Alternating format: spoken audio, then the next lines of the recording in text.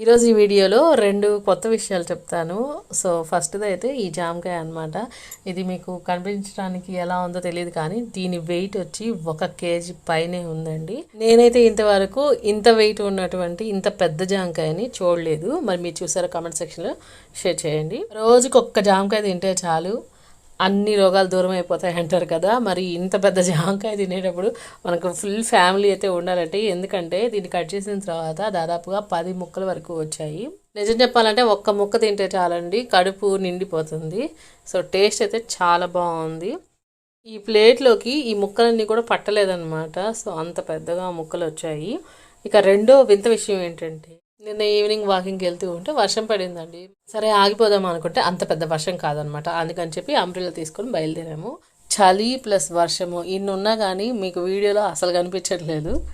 సరే అంబ్రెల్లా తీసేద్దాము అని అనుకుంటే కొంచెం సేపటికే తలంతా కూడా తడిచిపోతుంది అనమాట. అలాగే అంత చలిగాలి కూడా కొడుతుంది అనమాట.